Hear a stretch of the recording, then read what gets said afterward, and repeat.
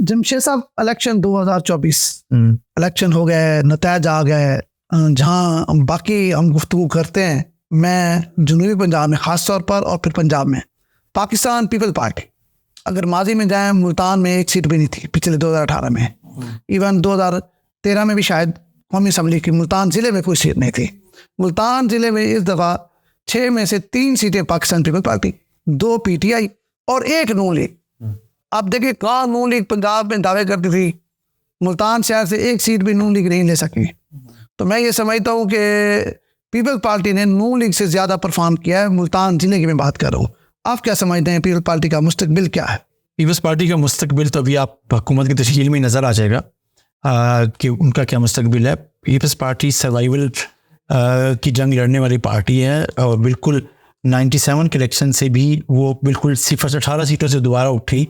हुकूमत भी 2008 में बनाई और फिर आपको पता है कि अब भी उसने अपने आप को इस एनवायरनमेंट में भी सिंध में लैंडस्केप की बात नहीं कर रहे, मैं कह रहा हूँ पंजाब की बात। अब आते हैं मुल्तान की तरफ ना, तो जो पंजाब में मेरे हिसाब से उनकी 2-3 सीट्स कम है। जो मेरा अंदाज़ा था कि वो 10 तक टच कर जाएंगे, तो वो कम है। नंबर 1 अब रह गई मुल्तान में। मुल्तान की बात करते हैं तो इसमें सारा क्रेडिट मेरा ख्याल है कि पाकिस्तान पीपल्स पार्टी की क़यादत को भी जाता है और यूसुफ गिलानी साहब को भी जाता है और तीसरा मुस्लिम लीग नवाज़ की क़यादत को भी जाता है और को भी जाता है। मुस्लिम लीग नवाज़ की क़यादत, मुस्लिम लीग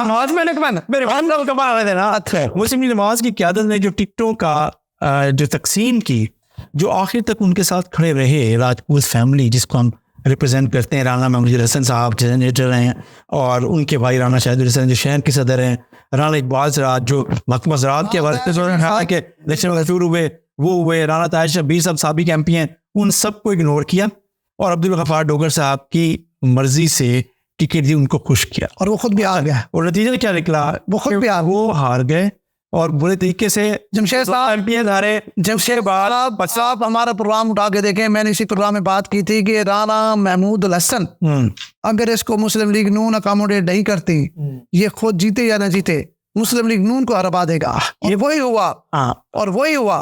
आप ये देखें ना, 6 में से 5 सीटें हार जाना, इससे ज्यादा इबरतनाक शिकस्त क्या हो सकती है बताएं मुस्लिम लीग के लिए।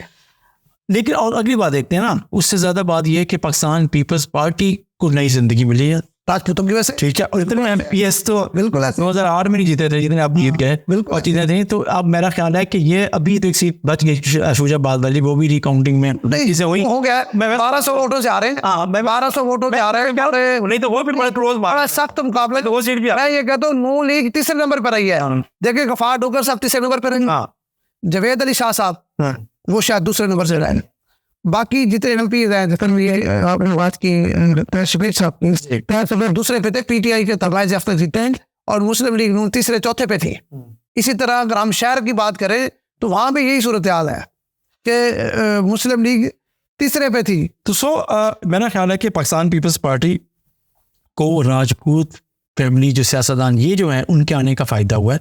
ये पॉलिटिकल लोग हैं, इनकी हालत में पैदा होता है। देखिए ये जो जिस हल्के से राना महमूद हसन ने कोई मेरे ख्याल जुमला रह जाएगा यार, अब्दुल कादिर गिलानी साहब जीते राजपूत, तीनों को फायदा हुआ यार, तीनों गिलानियों को हुआ, सबको हुआ। मैं तो बात कर रहा हूँ, राना महमूद हसन साहब जिस हल्के से हारे हैं, बेशक वो तीसरे नंबर पे हैं, लेकिन आप एक जेन में रखें पीपल्स पार्टी, वहाँ पीपल्स पार्टी का वोट 5000 से ज्यादा नहीं है, वहाँ 30,000 के करीब उसने वोट लिए हैं, 25,000 समथिंग लिए ना। तो ये अगर मतलब है कि अगर इनको मुस्लिम लीग का टिकट होता तो ये जीत जाता। ठीक है, तो मैं ये समझता हूँ मुस्लिम लीग की, जैसे तरह आपने बात की कि पीपल्स पार्टी को यहाँ खड़ा करने में मुस्लिम लीग का बड़ा अहम किरदार है। मैं ये समझता हूँ कि अगर इसी तरह पीपल्स पार्टी ने मेहनत की और ये जिस तरह राजपूत अपने साथ मिलाए हैं, तो अगर इनके साथ इसी तरह मामला सीधे रहे तो अगले इलेक्शन में पीपल्स पार्टी देख लीजिएगा मुल्तान में इससे भी ज़्यादा सीटें ले जाएगी।